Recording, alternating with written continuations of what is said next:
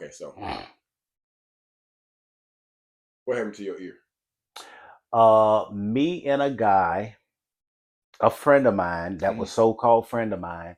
I think I may have been getting ready to turn. This was in '98. How old was I in '98? 26, 36, Mm. 30. In Yeah, 30. '98, you was turning like 20 something. To Not '98, 98. Oh God. 2008. 2008. So in 2008, I was about 36. Okay. And a friend of mine was actually getting ready to have a party for me in my honor. Hmm. I had another friend of mine that was kind of jealous of me. And what I mean by that is because I used to hang with these two gay guys and they did cocaine. Hmm. They did cocaine, they stole this, that, and the third. When I tell you, when I asked God to take the taste of thievery out of my mouth, He Hmm. removed it entirely. Okay.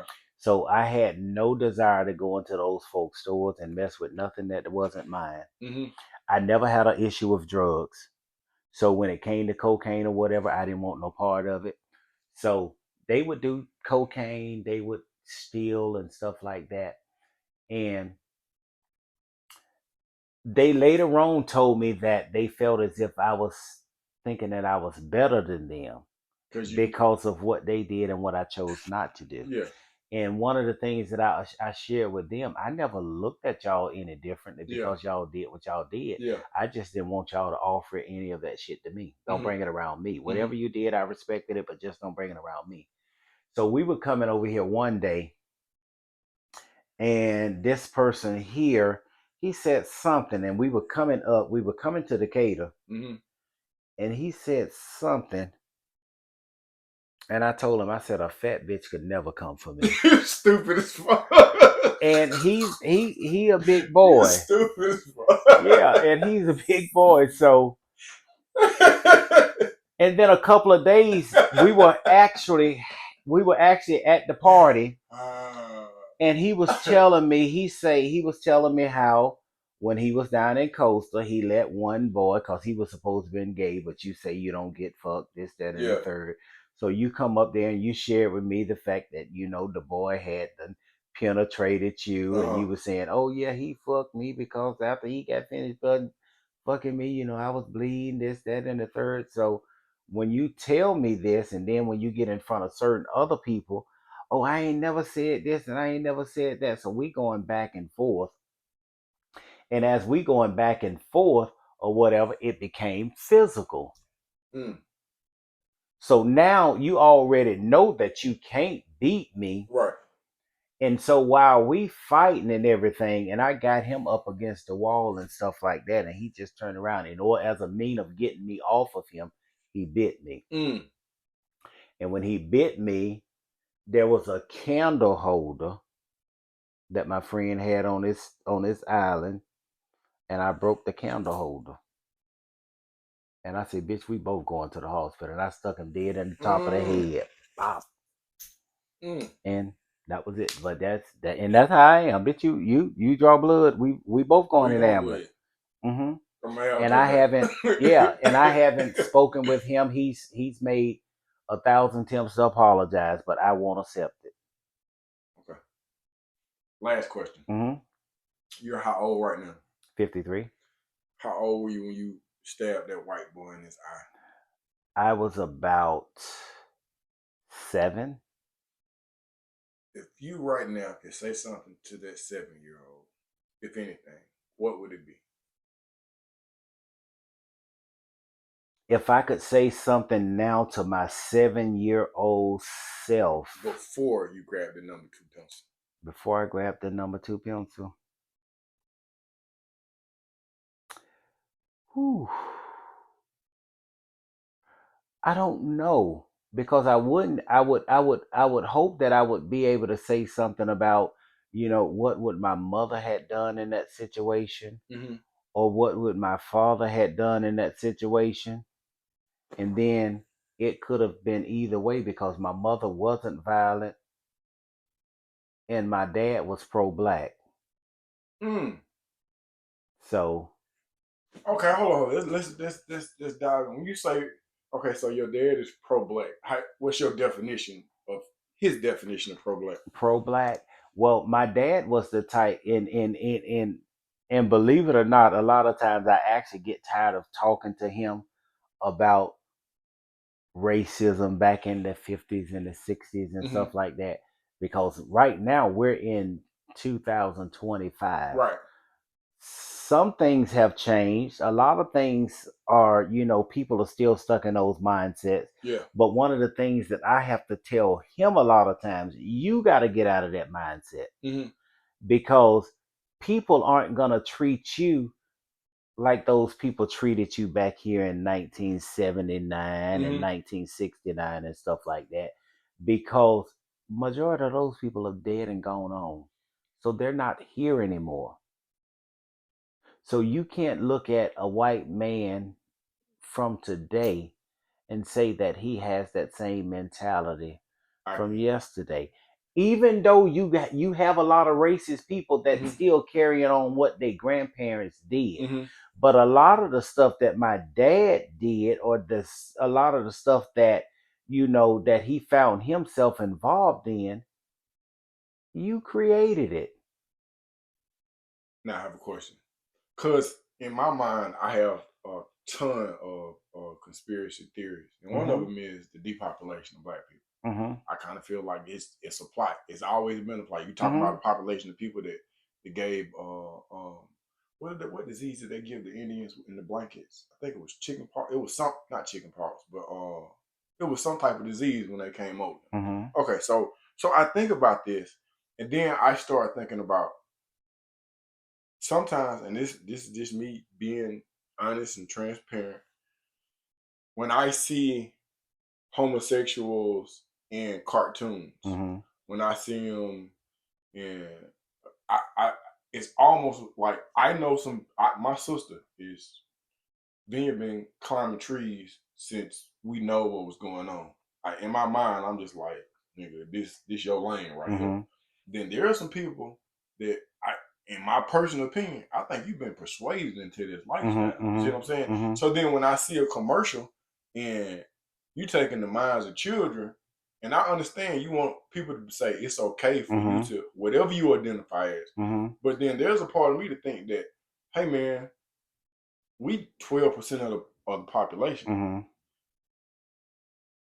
Mm-hmm. Uh, and this is just me. It just seems like you trying to have these people formulate an identity that does not reproduce. Mm-hmm. And I could be totally wrong, but whenever I see it take place, and we see it all the time. I just coincided with that, and Mm-hmm. just so not to get on your dad's bandwagon, but that same racism that took place in the 50s and the 60s, I see it now, but it's chess. It ain't checkers. It's just, Mm-hmm. what is your opinion on the cartoon thing, and is there a such thing as a person being persuaded to be a homosexual? Mm-hmm. I think it is. And now, as far as the cartoon things, me myself, I think stuff like that, I think that should be on something even as like pay-per-view. Okay. And what I mean by that is because a lot of people don't, you can't really just put it out there for someone to gravitate to and then expect somebody to be okay with it, Okay. because everybody grasps things according to their own rationale. Right. And when it comes to that, and what I mean by that is one of the reasons why I feel as if a lot of people respected me and my lifestyle, Hmm. because I never forced my lifestyle on them. Right. And I respected them, and to the point to where it's like anybody anywhere that I went, and if I was incarcerated or even out here, I try to make sure that anybody that's around me is comfortable being around me. Hmm. And like I say, it's like, over time I'll reveal certain things about me, but I'm not gonna give it to you all at It's not once. gonna ever be overbearing. And that's what I think people mess up when it comes to these cartoons about sexuality Yeah. and stuff like that. You can't give everybody something too fast. Okay. And even I'll even go as far as, with the even in the gay arena, you do have people that are very deceptive when it comes to that, because just because someone of the heterosexual status might speak to you, you might take that as a thing and say, "Oh, well, he spoke to me. Oh, he's straight." No, he might be just friendly like that. Right. So don't take his kindness for a form of, Right. being whatever it is that, of your lust Yeah. and stuff like that. So, and that's why I see a lot of people, sometimes people get hurt, when it comes to that, because just because somebody speaks to you or they're cordial to you Mm-hmm. and stuff like that, that doesn't mean anything that, you might want to implicate it to be. Okay. Another question. And I don't know if I don't want you to feel like I done saved up all my gay questions for this interview right here. I was hoping so. Okay. So two guys Mm-hmm. at a club in Atlanta Mm-hmm. see a being who is clearly attractive. Mm-hmm.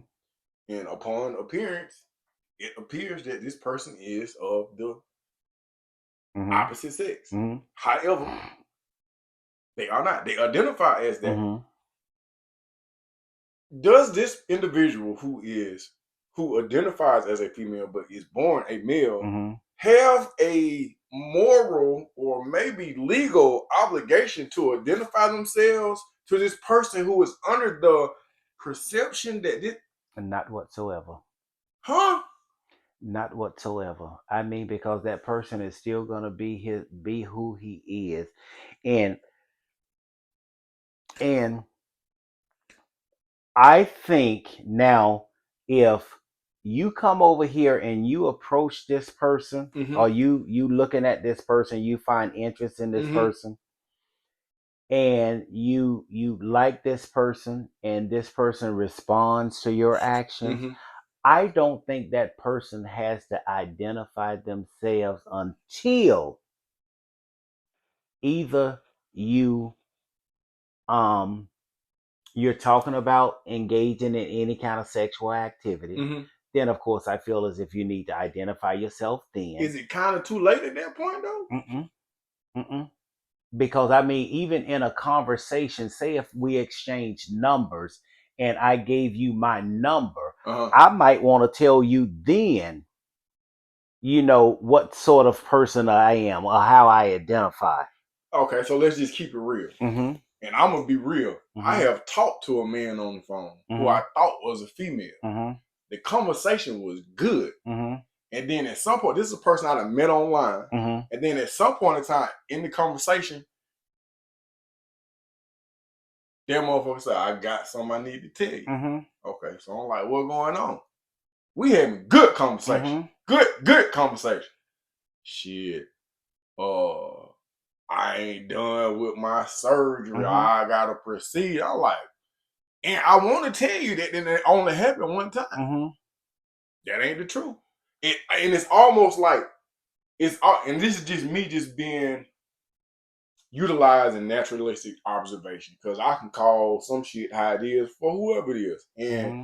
I try to embrace all truth. That's how I learn. That's how I grow. Mm-hmm. It seemed like you pretending to be something until you get all the way sucked in at them. If it was a nigga that's on the edge about it, Mm-hmm. he ain't gonna give a damn. Mm-hmm. He gonna just be like, shit, fuck Mm-hmm. it is what it is. But you and keep in mind too, each individual that identifies as that, they're going to choose. I respect the ones that choose to tell you off the top. Mm-hmm. And I don't respect the ones that choose to wait good until you guys get in the midst of, an activity, and then decide for you to find out this way, because this is why the death rate in that area has Mhm. skyrocketed. So, Mhm. but you got to understand too that, and when I go back home in Augusta, we got a little spot down there where the gays hang.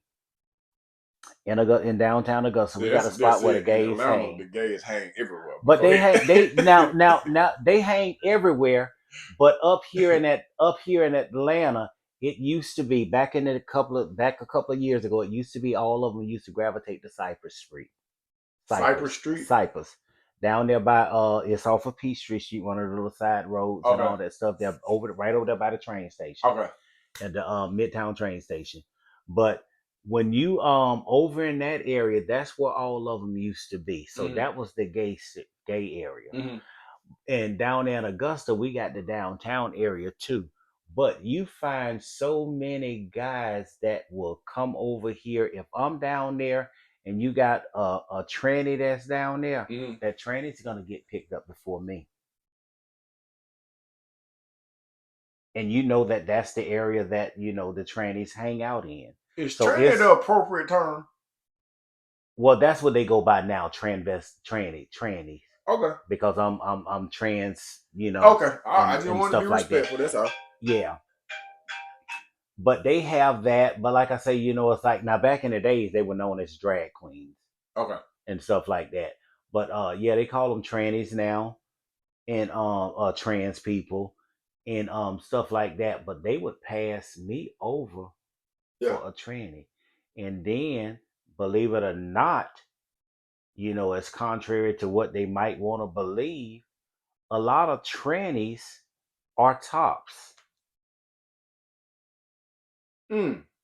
A lot of trannies are the ones that's doing the penetration. When you said that, I heard somebody in the background say, "Hello." Mm-hmm. Uh huh. Uh huh. Mm-hmm. Mm-hmm. Okay. So here's where we're at. I have more questions.